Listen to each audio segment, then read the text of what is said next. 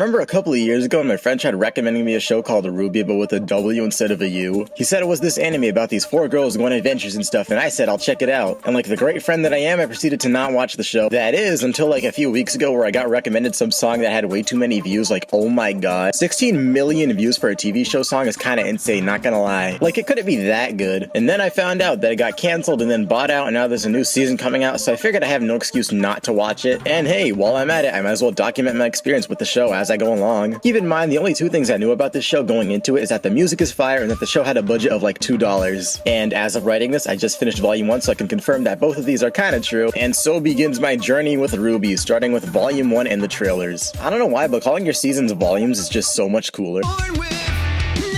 Okay, not to glaze too hard, but I think the red trailer might just have some of the best 3D animation in anything ever. This trailer, and honestly any fight in Rwby, might just be some of the best fight scenes in any 3D animated show ever. Honestly, that's probably still over-exaggerating, but what else is there to tell you? Just look at the trailer. Scythes are just cool weapons in general, so when Rwby pulls out the gun, and the gun can turn into a scythe, and the scythe can still shoot out bullets while it's in the scythe form, I get excited. And at the end of the day, that's what every fight scene should aim to do. You know, there's only so many ways I can say this looks amazing without it being redundant, but if the fight scene is good, then what else can I say? I think the crazy part is that the red and white trailers don't even tell that much of a story as far as I can remember, at least compared to the black and yellow trailers. But the thing is, I literally don't care because the fighting is good, or I guess to be more specific, the choreography. I can't really describe it, but the way the characters move and swing their weapons around make each hit feel very impactful, and I didn't expect to see that considering most other 3D TV shows tend to struggle with that. Luckily for me, the show doesn't make every hit feel weightless. Wait, I just realized I'm getting ahead of myself. I'm not even talking about the actual fall. The red trailer literally consists of Rwby just mowing down Grim like crazy, and it looks amazing. Did I mention that? It looks amazing. I think it speaks volumes that this trailer has the most views. The white trailer is a little confusing because I don't know what Weiss is even fighting, but I'll probably get my answer sometime later. By the way, please don't spoil anything. This is a blind review after all. If someone in the comments tells me that the giant iron golem thing is her mom, I'm gonna eat 20 Flintstones gummies in one sitting, I swear. Still a good trailer though, mainly because I like the fact that Weiss moves around like she's dancing, which kinda makes sense since she's royalty and her family owns a big business. In fact, I'm willing to bet that she's going to act similar to Noelle from Black Clover, which, by the way, would be a good thing. The black trailer actually has a bit of story, which I really like, especially the context it gives into Blake's past. My only problem is that the trailer barely even focuses on her. Instead, Adam gets to do all the cool stuff, which is fine, but this is literally the black trailer. It's supposed to be about Blake, and you know what? I don't even care because the fight was cool. Also, Blake's weapon is just really cool. The fact that she can throw her swords around like Ichigo from Bleach goes really hard. Except Ichigo did that like twice and never again. The yellow trailer is really fun, probably because Yang is like my second favorite character. She just shows up, assaults a guy, tries kissing him, assaults him again, basically blows up the place and then leaves. Plus, this time the trailer has fights between 2 people instead of Grimm or robots or whatever this was. Honestly, this trailer might be my favorite, with the black trailer being a close second. I can definitely see why these things have so many views, like oh my god. Anyways, now I can finally talk about the actual volume.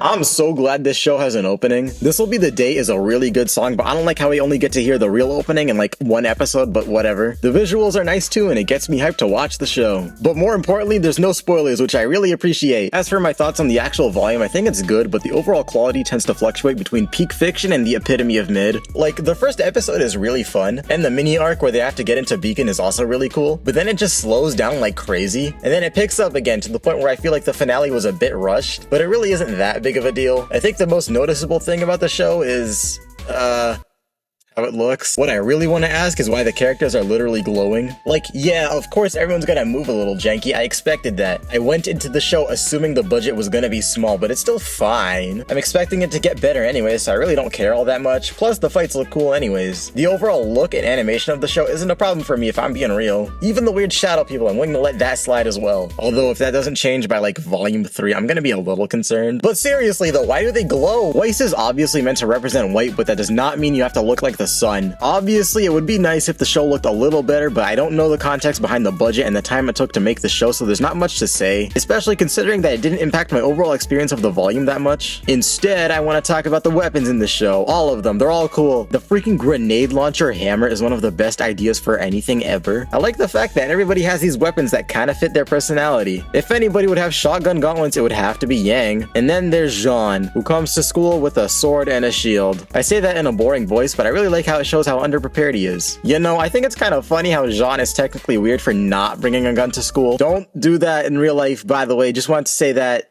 Please. Also, I'm just really interested in how the plot's going to go. This volume barely even sets up a crazy overarching plot, aside from the white fang stuff, which I know is going to be important, but doesn't seem like the main focus. It's stuff like that that gets me excited for volume 2. Speaking of the white fang, this fauna stuff actually seems really cool. Would you like me to stop referring to the trash can as a trash can? Filthy monkey who can't even use jujutsu. Imagine getting called a slur because you have bunny ears. There's this one scene with Cardin, and I just remember being so surprised, like, you can't be doing that. Also, I just remember that nobody really does anything about that, which is like even crazier if I'm being real. Seriously though, this does seem like it's setting up for a lot in the show, even though right now it just gives us an excuse to fight a bunch of bad guys. I think the craziest part is that I can't really call them that, because to some extent what they're doing is at least a little justified. I really hope the show at least brings up the idea that the white fang isn't all that bad. Not only would it make the conflicts feel more grounded than a good guy bad guy situation, it could also lead to some potential development with Blake and Adam. I don't really have a transition for this next part, but I really like some of these characters, even if I have a couple of nitpicks. Ruby's a really good main character so far. She still has to earn Weiss's trust, and even then she still has room to grow in the future volumes. Weiss has a pretty predictable character arc with her basically being royalty. Yeah, she's literally Noelle. This might sound a little crazy, but I like the fact that she's racist. I like what it implies for her backstory. What kind of environment did she grow up in to end up like this? That's the kind of question the show is making me ask myself. Only problem is that I have zero clue what are semblances. Ruby has her speed.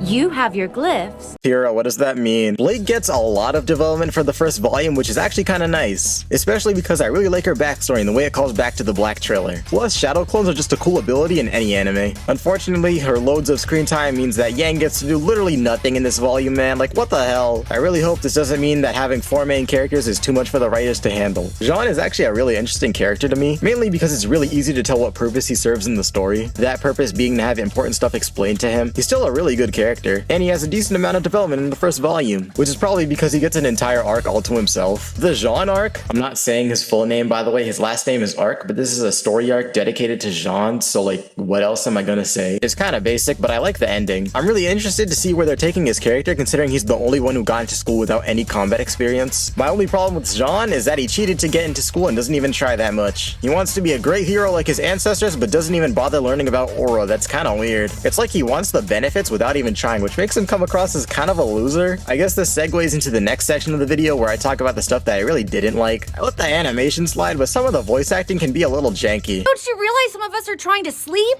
Oh, not you again! Sun, on the other hand, is an exception, but I have heard his voice before in Fairy Tail, so I'm guessing he had some voice acting experience. It's Lecter and Frosch. I was wondering where you guys went. Damn straight. Oh wait, I just realized I forgot to put Sun and Penny in the script. I like how Sun's supposed to be sheltered when it comes to the White Fang, as opposed to Blake, who was literally a part of the White Fang and was somehow allowed to attend Beacon. Do they even do background checks? Penny, on the other hand, is actually just funny, but I don't like how Sun and Penny are introduced at the end of the volume just to basically steal the show away from our main characters. Like, I got really excited for another Rwby fight, and then she gets one shot. But then Penny started fighting, and all of a sudden I stopped complaining. The ending is still pretty hype, but the pacing and screen time delegation in the show is kinda whack. Yang is literally in the title and doesn't even do that much, meanwhile Jean gets his own arc. Okay, that's all the boring stuff done. These fights go so hard, man. My personal favorite is the one against the 2 giant Grimm. It's fun watching Jean show off his leadership skills, so it makes more sense when he eventually becomes the leader. Like, immediately after the teams were announced, I was like, oh my god, there was foreshadowing. But again, the choreography is just so good. The last attacks with Nora, Len, and Pyrrha are just so sick, man. But obviously, Rwby has the best part. Actually, no, Team Rwby had the best part. The last episode fight is also really good. Ruby's scythe is really cool, but Sun's staff, shotgun, and nunchuck weapon is probably the best weapon in the entire show. And it's arguably one of the coolest weapons in all of fiction. Okay, maybe I am glazing a little too hard. And by entire show, I mean volume 1. Honestly, knowing me, I'm probably done with volume 2 while editing this video. I'll try and rank each volume from 1 to 10 as I watch the show, but knowing me, my opinion will probably change within an hour. I give volume 1 a 7 out of 10. Yeah, I know it's boring, but I really mean it. It did a really good job at keeping me invested. The fights, especially the trailer fights, were all amazing. The show definitely could look better though, and I hope they do a better job of giving each character screen time. I swear, if I finish volume 2 and Yang does barely anything, I'm gonna eat 20 Flintstones gummies in one sitting.